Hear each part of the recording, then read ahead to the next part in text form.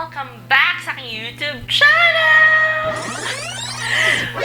For today's video, ayan, kung nakikita nyo, super chinita tayo ngayon because today I played around with makeup again and I really did want to create that fox eye trend na nakikita ko sa YouTube, sa Instagram, sa TikTok, sa Facebook, ayan. So this is my take of the fox eye look, ayan. Very neutral lang yung kulay na ginamit ko today because I want it to be something na pwede nyong suotin outside or when you go to the mall, pwede nyong suotin. I'm going to explain you the physics and the theories behind the fox eye look, kung paano nyo siya i-achieve. Para if you would like to play around with colors or you would like to achieve that super glammed up na look, then alam nyo na kung ano yung theory na kailangan nyo sundin in order for you to achieve this super banat na look. So if you're interested about that and kung gusto nyong matuto paano gawin yung fox eye look, then keep on watching.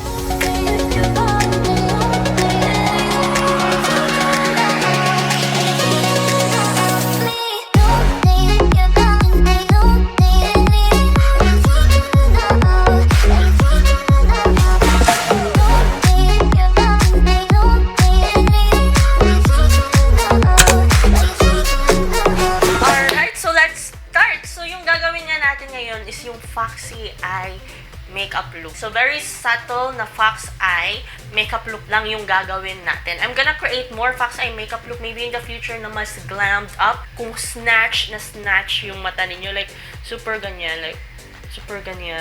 Nagbibigay siya ng ibang aura sa face and ibang dimension sa face ninyo. So, since this is very trending nga, pinag-aralan ko kung paano gawin and I was able to create my own and that's something na ipapakita ko sa inyo right now. Ayan, so simulan na natin kasi ang dami ko na namang kuda. Ngayon, I have already my base on, a little bit of concealer, then sinet ko ng powder, tsaka kilay and lipstick. Because we are going to focus this tutorial sa ating mga mata. Yung ginamit kong foundation is Fit Me from Maybeline, tapos concealer na Fit Me, and Loreal Infallible na powder. Ayan. Ayan, so let's start with the eyes. We are just going to use just one product here. Itong Vice Cosmetic na sobrang gamit na gamit ko na din. Ito lang yung gagamitin nating products for the eyes, tsaka a little bit of eyeliner. And so magsimula na tayo. So I'm just gonna zoom you in para makita nyo talaga yung ginagawa ko sa aking mata. And super zoomed in na kayo kasi we need precision sa makeup look na to. Yung secret lang for the fox eye makeup look is precision. Kailangan super precise ng ginagawa mo sa mata. So now, let's start with our shadow. So again, yung gagamitin ko lang is yung Vice Cosmetics.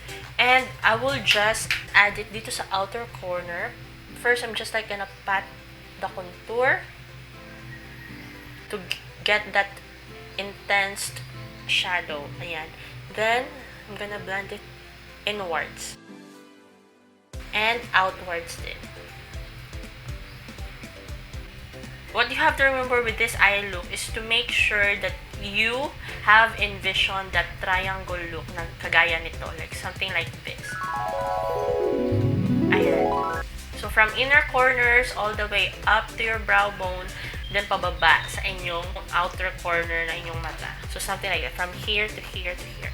So, yan yung idodraw natin with the shadows. Most intense color should be on the outer part. Kaya pinapat-pat ko lang siyang ganyan. Then, brush it up. And brush it inwards. Then, you can move a little bit closer sa inyong lids to intensify the colors din. Can you see it? Ayan. So, you could envision that there is a shadow. Or yung triangle na drinaw natin kanina, we are trying to fill in the colors to that triangle there. Because with regards to the foxy eye, it should be very snatch. Yung super banat na eye look na parang ganyan. So, that's why we were creating the shadow pataas. So, lahat ng stroke mo is pataas, tsaka paloob. Pababa. Ganyan. Slant. So, you can just build up the color slowly. Since we are using contour, hindi talaga siya ganun ka-pigmented as what we want it to be. But that is the key to have it more natural looking. And now, grab a brown eyeliner. You can actually use yung eyeliner nyo sa kilay. If you have like darker brown na eyeliner na pang kilay, you could definitely go ahead and use that. If you could see, there is a boundary from the light part and the darker part ng eyeshadow. So, we just need to line here, pag ganyan. And make sure that it meets your lower lash. Kung saan yung lower lash mo, make sure it meets, then line it upwards. Like so. Ayan. And from the center of your eye, you have to get that winged liner effect. So, from the center of your eyes going sa dito, you just need to line it. So, parang ganyan. So, hindi mo siya line all over mula dito. So, from the center, it doesn't need to be perfect because this will just be our guide for our liquid eyeliner later. Kung makita nyo, super opaque siya. All you have to do is to smudge it inward. So, get a smaller brush, something like that. Then, I'm going to smudge it paloob ng aking eyes hanggang parang mag-fade out na siya. Parang ganyan. And to make it intense, para mas intense talaga yung boundaries, para snatch na snatch talaga, get your powder, and what I'm gonna do is I'm gonna like line it sa below just to give more dimension, para makita talaga yung difference. So I'm gonna just like line it. Now, we need to get a liquid eyeliner and line our eye. The main reason kung bakit magli-liquid eyeliner tayo is to give extra volume sa lashes nyo mamaya sa outer corners.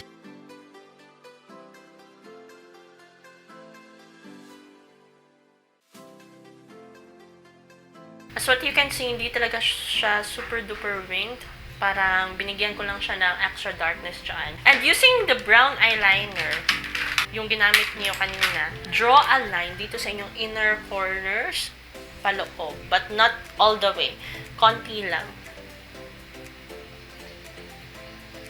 We have to define yung dito, yung lower corner, at saka ito sa outer corner so that we could achieve that snatched look. So we just need to add some mascara all over our eyes. But we are not going to add mascara sa ating lower lash because we need to keep it bare. Also guys, one thing that I would suggest when you put on mascara, make sure na coated din yung inner eyelash nyo dito. So that it would blend well once we add the lashes later. Now, let's pop in some lashes. So, yung lashes na gagamitin, something looking like this. Very natural looking niya lang. So that we will be able to achieve that natural lash look. Now, hindi natin isusuot yung whole lashes talaga. What we're going to do is to cut it. So, kung makikita nyo, yung lashes na ito, the outer parts are manipis and sa gitna is makapal. What we're going to do, we're going to cut it in half or in 3/4 depende sa inyong eyes. Make sure na yung pag-cut nyo is from here, yung sa gitna, pa-outward. So, kailangan nyo siyang sukatin. Also guys, once you cut your lashes, make sure na yung shorter parts is yung andito sa gitna. So, hindi kayo magsisimula dun sa, kasi eto, if kinat nyo to ng half, tapos yung other half, ilalagay ninyo.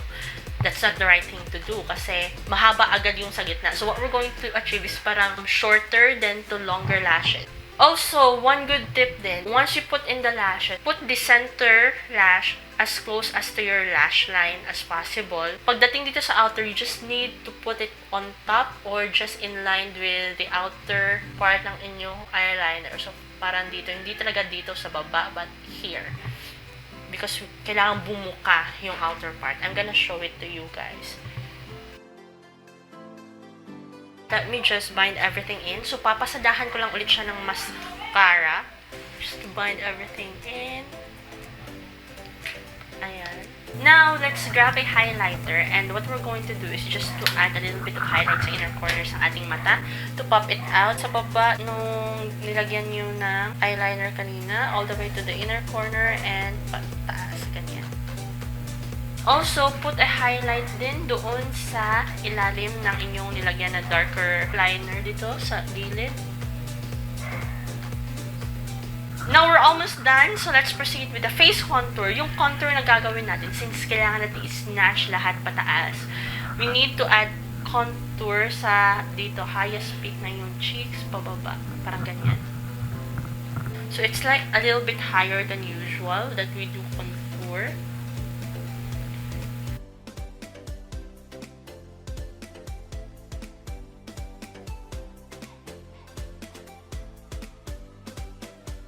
So, yung blush nito, meron din siyang technique in order for you to achieve that snatch look. We just need to add it dito lang sa outer part ng ating face to achieve that very snatched na look. Ayan. There. And for the highlight, very konti lang din. Still at the outer part ng ating face, not sa center. There, so let me just finish my look and I will be back.